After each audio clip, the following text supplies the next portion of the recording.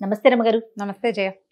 రమగారు, ఎప్పుడు స్టోరీలు చెప్తూ ఉంటారు, అనేక రకాలైన హెల్త్ టిప్స్ కానీ టెంపుల్స్ సంబంధించి రకరకాల. అసలు ఇది మాట్లాడుకుంటున్నాం, ఇది మాట్లాడుకోవట్లేదని లేదండి రమగారు. మన ఇద్దరం ఆర్గానిక్ పద్ధతిలో మీ చర్మాన్ని తెల్లగా మార్చుకోవాలనుకుంటున్నారా? సంప్రదించండి డాక్టర్ మాధవిని.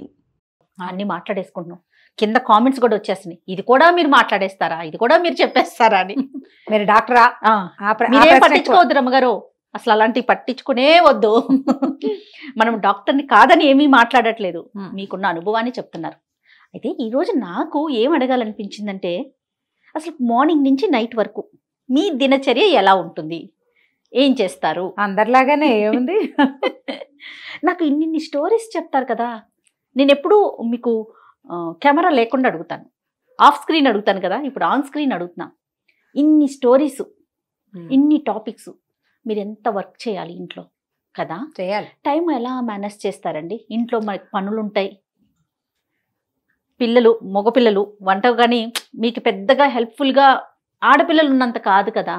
అసలు మార్నింగ్ ఆడపిల్లలు ఇవన్నీ కాదు రమ్మగారు, మార్నింగ్ నుంచి చెప్పండి, అసలు మీరు ఏం చేస్తారు, ఎన్నింటికి లేస్తారు? 6:30, 7 మధ్యలో. ఇది వరకు బాగా ఎర్లీగా లేచేదాన్ని జయ. ఒక సంవత్సరంన్నరగా కొంచెం హెల్త్ డిస్టర్బ్ అయింది.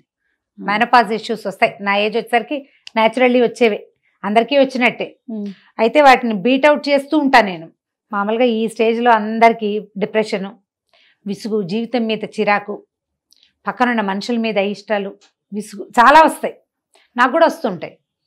ప్రతిసారి దాన్ని రాత్రిపూట దాన్ని తోసేస్తానన్నమాట. కాస్త ఎక్కువ బాగా నిద్ర పట్టకపోతే, రాత్రి బాగా పడుకోలేదు, మధ్యలో మెలకు వచ్చేస్తే కొంచెం లేటు, బాగా నిద్ర పట్టేసిందంటే 6, 6:10, 6:05 అలా లేచేస్తాం. ఓకే. అయితే ఇది వరకు చేసేవాళ్ళం కాదు, కానీ ఇప్పుడు ఫోన్లు చూసుకునే గోల ఒకటి ఉంది కదా. ఈ పొద్దున్నే 6ంటికి లేచి ఫోన్ మాత్రం తీయను నేను. 6 గంటలకు లేస్తే ఏదో ఒక తలుపు తీసి కాస్త గాలిని ఆస్వాదించడం ఒక 2 నిమిషాలు. అమ్మయ్య దేవుడా, ఇవాళ మంచి అవకాశం ఇచ్చావు. ఈ వాక్యం అనుకోకుండా రోజు మొదలు పెట్టినాం.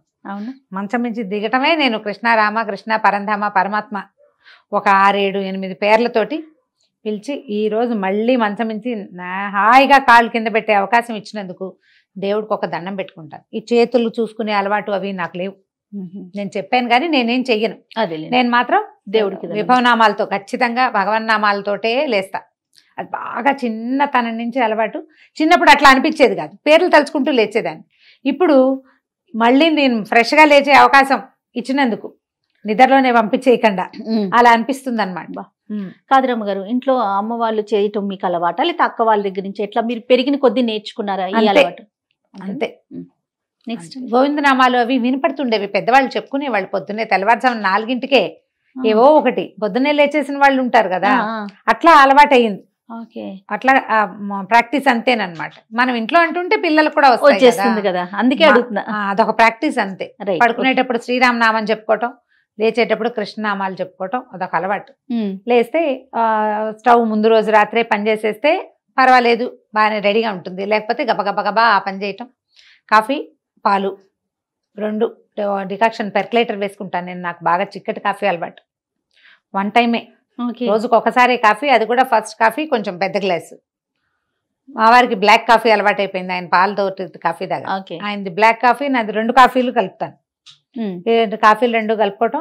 కాఫీ చేత్తో పుచ్చుకొచ్చి న్యూస్ పేపర్ చూసేదాన్ని ఇది వరకు. ఇప్పుడు ఏంటంటే ఫోన్లో గూగుల్ న్యూస్ అలవాటు అయింది అనమాట. ఒకవేళ నేను ఆన్లైన్లో ఉన్నానని తెలిస్తే ఫారిన్ నుంచి నాతో మాట్లాడేవాళ్ళు కొంతమంది ఎవరైనా మెసేజ్ గుడ్ మార్నింగ్లు పెడతారు. నేను ఏ గుడ్ మార్నింగ్కి రెస్పాండ్ అవ్వను. ఇది ఇప్పటికి ఎన్నోసారో చెప్పటం.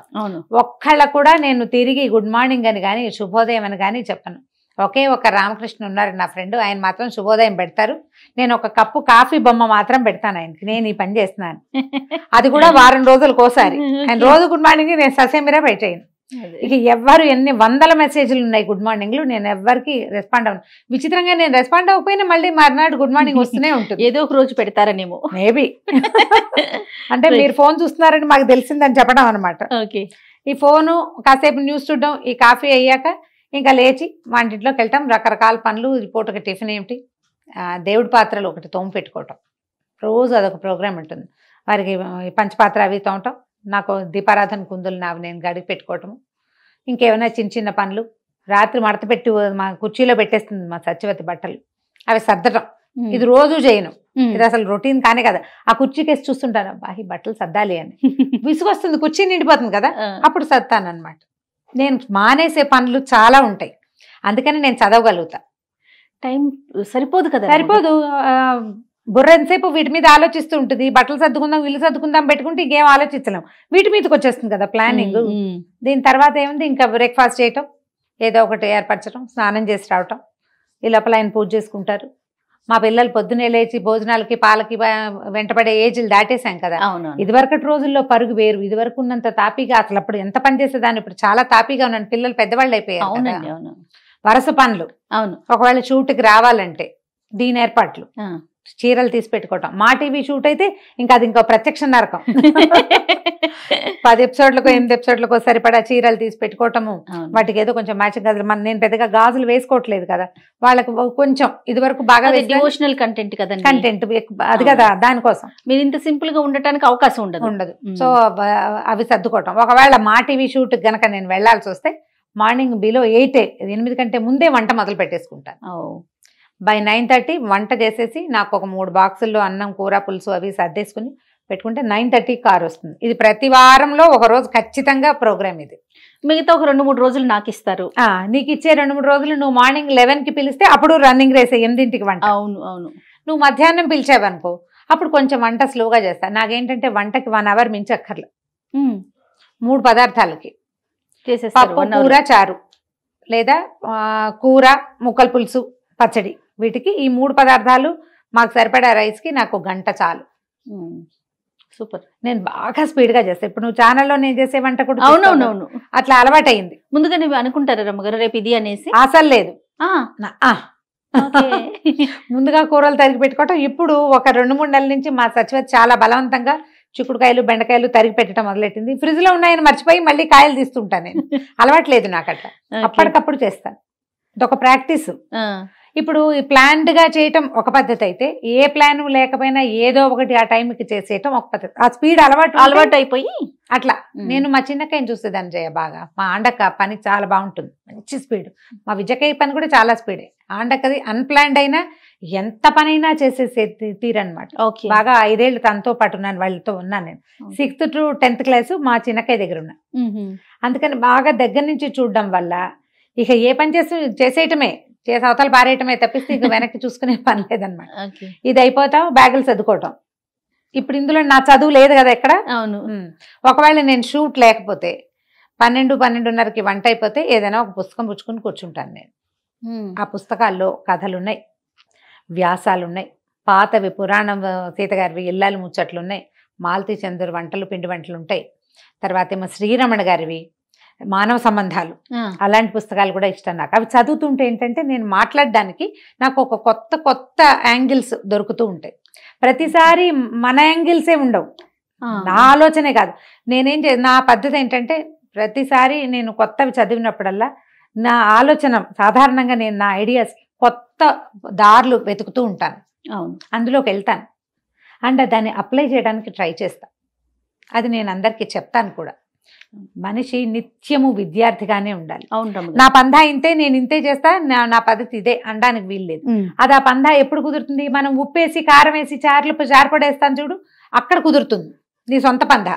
కానీ లైఫ్ లో కుదరదు. ఎందుకంటే లైఫ్ ప్రతిరోజు ఏదో ఒక కొత్త దాన్ని మనకి నేర్పిస్తుంది. మనకు అసలు తెలియని ఒక కొత్త కష్టాన్ని మన మీద పడేస్తుంది. మందే కాకపోవచ్చు అది, అవును, చుట్టుపక్కల వాళ్ళది కూడా. ఏదైనా ఒక కొత్త సమస్య వస్తే how to deal with that అనేది మనకి తెలియాలి కదా. బుక్స్ చదవటం వల్ల చాలా విషయాలు తెలుస్తాయి, చాలా కొత్తవి టాపిక్స్ రేజ్ అవుతా ఉంటాయి. ఇది కూడా మాట్లాడొచ్చా, ఇది కూడా ఉందా అనే విషయం అర్థమవుతుంది కదా రమ్మ గారు. ఇప్పుడు పుస్తకాలు ఫోన్ లో కొన్ని యాప్స్ ఉన్నాయి, అవును, దాంట్లో నుంచి కథలు చదువుకుంటా. ఓపెన్ గా ఉన్న పుస్తకాలు చదువుతాను. షూట్కి వస్తే ఎట్లాగో సాయంత్రం దాకా ఇక్కడే సరిపోతుంది. అవును, మళ్ళీ ఇంటికి వెళ్తే రాత్రి వంట చాలా సింపుల్. నా తిండి చాలా తక్కువ కదా, అవును, నేనేదో కొంచెం తింటాను. ఒక రోజు తిన్న కూడా ఈవినింగ్ ఏదైనా స్నాక్ లాంటివి తింటే రాత్రికి జంపే. ఆయన వాళ్ళకి భోజనం, మాకేంటంటే వారికి వేరు, పిల్లాడికి వేరు. పిల్లలు అన్నం తింటారు, ఆయనకి రొట్టెలు కావాలి. ఈ 2 చేస్తాను. ఇది ఏళ్ల తరబడి అట్లా అలవాటైపోయింది. ఏదో ఒకటే చేయటం లేదు. కాదు రమ్మగారు, ఎంత లేట్ అయినా మళ్ళీ మీరు వెళ్ళి చేయాల్సిందే వంట. రాత్రి 10ంటికి వెళ్ళినా నేను చపాతీలు చేయవలసిందే. మేము ఎగ్జిబిషన్కి వెళ్ళి తిరిగి వచ్చి మళ్ళీ ఇంటికి వచ్చి చపాతీలు చేసుకుంటాం. అట్లా అయితే ఒకటి ఉంది, చపాతీల్లోకి కూరే కావాలన్న నియమం లేదు. బెల్లం పాకం, ఓకే, ఖర్జూరాల పాకం, అది కాకపోతే ఫ్రూట్ జాము, అది కూడా మా వారికి నడుస్తుంది. ఓకే, కాబట్టి కూర కంపల్షన్ లేదు కదా, రొట్టెలే కంపల్సరీ. పిల్లలకి ఏదైనా కూర వేపడో ఏదైనా చేయాల్సి, ఇవి ఏంటంటే స్పీడ్ గా చేసి బారేసే అలవాటు వల్ల ఇది కుదురుతుంది. అవునవును, అలవాటు వల్ల, ముఖ్యంగా అలవాటు వల్ల. తర్వాత సాయంకాలం 9:30 అవ్వగానే 9:30 మళ్ళీ అగైన్ పుస్తకం, మళ్ళీ 9:30 పుస్తకం పట్టేసుకుంటారు. ప్రతి రోజు 9:30కి ఏదర్ ఫోన్ లో లేదా పుస్తకంలో పెట్టుకోవాల్సింది. ఎన్నింటి వరకు ఉంటున్నారండి నైట్? 11. ఆ 9:30కి వచ్చి నాకేమన్నా కాల్స్ వచ్చినా, కొన్ని కౌన్సిలింగ్ కాల్స్ ఉంటాయి కదా, ఈ కౌన్సిలింగ్ కాల్స్ ఉన్నప్పుడు ఇక పుస్తకాలు క్యాన్సిల్. ఆ కాల్స్ ఏవో చూస్తా సొంతంగా నేనే. మామూలుగా ఫోన్ ఓపెన్ చేశాను అనుకో, ఎవరో మెసెంజర్లో ఐడియాలు అడుగుతుంటారు, ఇప్పుడు ఇలా ఉంది పరిస్థితి ఏం చేయాలి కొంచెం అడుగుతారు కదా, ఈ అడిగిన వాళ్ళకి సమాధానం చెప్పి కొంతమందితో ఎలాబరేట్గా మాట్లాడాల్సింది వస్తుంది. కొంతమంది వాయిస్ మెసేజ్, ఇది వరకు టైప్ చేసేదాన్ని, నాకు కూడా విసుగు పుట్టింది. పర్వాలేదులే, వాళ్ళు కావాలంటే ఎవరికైనా దాన్ని పంపించుకుంటారు. అవునవునవును, అలా అనుకుని ఇప్పుడు అందరికి వాయిస్ మెసేజ్లే. భలే హ్యాపీ అనిపించేస్తుందండి, ఈజీగా ఉంటుంది. వాళ్ళకు కూడా ఒక సాటిస్ఫాక్షన్ ఉంటుంది, అడిగాము అమ్మ ఆన్సర్ చేశారు అని ఒక సంతోషంగా ఉంటుంది కదా. సో ఇవి చేయటం. ఇందులో సెల్ఫ్ గ్రూమింగ్కి ఒక పొద్దున 10 నిమిషాలు, సాయంత్రం 10 నిమిషాలు ఖచ్చితంగా కేటాయిస్తాను నేను. ఎక్సర్సైజ్ ఏదైనా ఒక చిన్నది, బాగా ఫుల్ యోగాలు చేయట్లేదు ఇప్పుడు, ఓపిక తక్కువ, విసుగు, ఇవన్నీ చేయలేక అబ్బా ఇవన్నీ ఎవరు చేస్తారా దేవుడా అనిపిస్తుంది.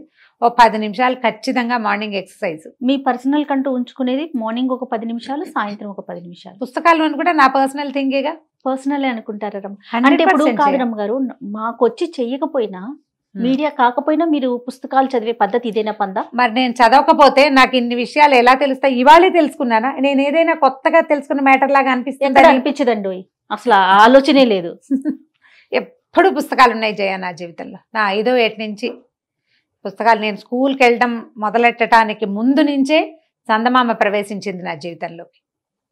ఎప్పుడు బుక్స్ ఉన్నాయి. పుస్తకాల వల్ల నేను ఎన్నో దొంగతనాలు, పొరపాట్లు కూడా చేసే చిన్నప్పుడు. పుస్తకాలు పిచ్చి, అంత పుస్తకాలు పిచ్చి నాకు. మా ఇంట్లో ఉన్న పుస్తకాలు కాదు, అది ఎక్కడైనా పుస్తకం దొరికితే చదివేసేయటమే, అద్దెకి తెచ్చుకుని చదివేయటం, లైబ్రరీకి వెళ్తే చదివేయటం, ఎప్పుడు చదివే. చేయలేదా? మార్నింగ్ నుంచి ఇంకా 11కి పడుకుంటారు అనుకుందాం, మళ్ళీ రొటీన్ అంతేగా, ఇంకా ఇదే జరుగుతుంది, పెద్దగా మార్పులే మార్పులు. ఏదైనా బజార్ వెళ్తాం, ఆ పూట సాయంకాలపు చదువులు గిదువులు ఏమి ఉండవు, ఎవరింటికైనా వెళ్తాం, ఆ పూట ఆ టైము దొరుకుతుందా మీకు? అది నా ప్రశ్న. కొంచెం తక్కువే చేయాలి కదా. నేను ఇదివరకు రెగ్యులర్ గా వారం రైతు బజార్ వెళ్ళేదాన్ని. వారంలో ఒకసారి లేదా 2 సార్లు ఏవైనా కొనడానికి. ఎంతసేపు అమీర్పేట బాగా తిరిగేసేదాన్ని ఫ్రీక్వెంట్. నేను అమీర్పేటలో ఎంతమంది చూసుంటారో, అవునంటారు అందరు. ఇప్పుడు ఈ మధ్య కాలంలో అసలు నేను రైతు బజార్ టైం పెట్టలేకపోతున్నా. 1.5 సంవత్సరంన్నర అయింది నేను రైతు బజార్ వెళ్ళి.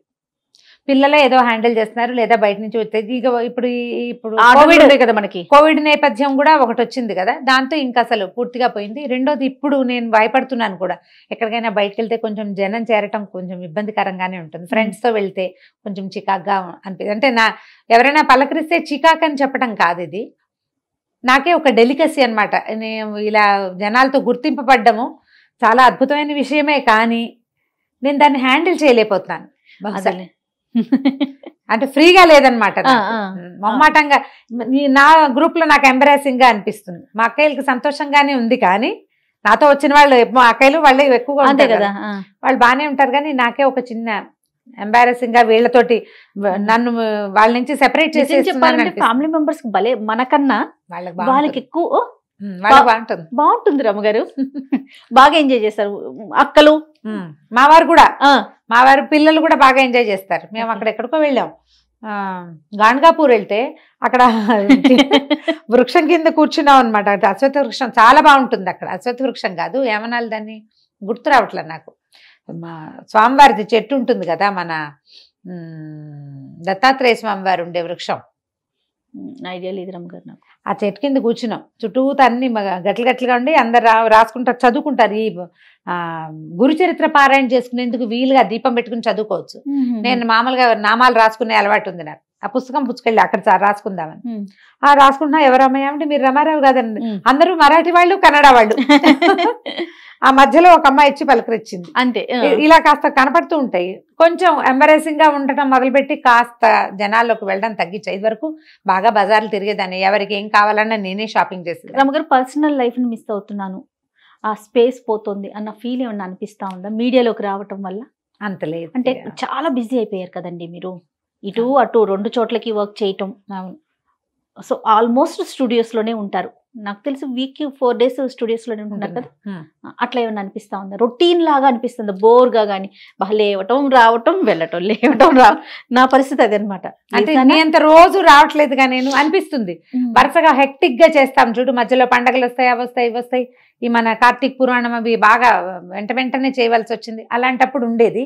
కాకపోతే ఏంటంటే కొంచెం ఎక్కువ పరిచయాలు, స్నేహాలు ఎక్కువ, బాగా మా పలకరించే వాళ్ళు ఎక్కువ. ఇదంతా ఎంజాయ్మెంటే చేయాలి, సంతోషంగానే ఉంటుంది.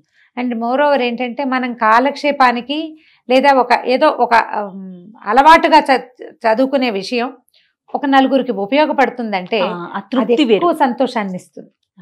అది చాలా సంతోషాన్ని ఇస్తుంది. నాకు మెసేజ్లు వస్తాయి, చాలా మంది పెడతారు, మీరు మాకు చాలా మా ఇంట్లో మెంబర్ అయిపోయారు, మేము రెగ్యులర్గా మీరు చెప్పేది వింటున్నామంటే.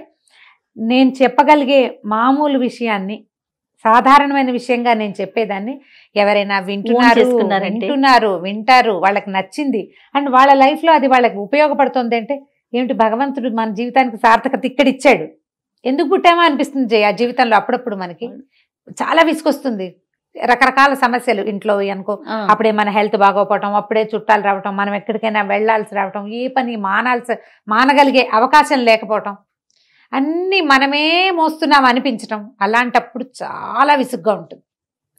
దానికి ఇది ప్లస్. ఇలా ఎవరైనా మన మాట వింటారు, మనం చెప్పేది ఒకళ్ళకి యూజ్ అవుతోంది అంటే అది ఎంత ప్లస్సో. ఆ ప్లస్ నా రొటీన్లో ఏంటంటే నాకు చాలా పెద్ద ప్లస్ అనమాట. బరువుగా అనిపించిన చేత కావట్లేదు అనిపిస్తుంది, పెద్ద వయసు పెరుగుతుంటే కొంచెం అనిపిస్తుంది. అయినా ఖచ్చితంగా ఈ బూస్ట్ నాకు రోజులో ఒక 3-4 మెసేజ్ల ద్వారా దొరికేస్తుంది. సూపర్. అది డైలీ రొటీన్ లోకి వచ్చేసి అనమాట. ఫోన్ చూసేదాన్ని కాదు ఇది వరకు, ఇప్పుడు రొటీన్ గా ఫోన్ ఒకటి నా రొటీన్ లో భాగం అయిపోయింది. అంతే మన రొటీన్. అంతే. ఇందులో మా సాధారణ గృహిణికి డిఫరెంట్ గా ఏమైనా ఉందా? ఎవరికైనా ఏముంటుంది? ఏముండదు. అంటే మీది కొంచెం వేరుగా ఉంటది కదా రమ్మగారు, ఎందుకంటే మీ ప్రెజెంటేషన్ ఉంది, హౌస్ వైఫ్ గాను రెండు మీరు నిర్వర్తించాలి కదా. ఒకటి పాత్ర అయితే అది వేరు. అవును కదండి. ఇప్పుడు నేనున్న ఓన్లీ హోస్ట్, నా ప్రొఫెషన్ ఏంటి, నేను హోస్ట్. ఇంట్లో నా పనులు, ఇప్పుడు మీరు చెప్పిన పనులు ఏవి నేను అంతగా చేయలేకపోతాను. పొద్దున్న నుంచి సాయంత్రం దాకా నా ప్రొఫెషన్ ఇదే కాబట్టి ఇక్కడే ఉంటాను, నాకు సపోర్టివ్ గా అమ్మున్నారు కాబట్టి సరిపోతుంది. అట్లా మీది వేరు మాది వేరు ఉంటుంది కదా. అదే పిల్లలు చిన్నప్పుడు వేరే రకంగా ఉండేది, పెద్దవాళ్ళు అయ్యారు ఇప్పుడు. అంటే అప్పటికి మీరు ఇట్లా జాబ్ కానీ ఏది లేదు కదా. అవును, ఒక అవకాశం లేదు కాబట్టి.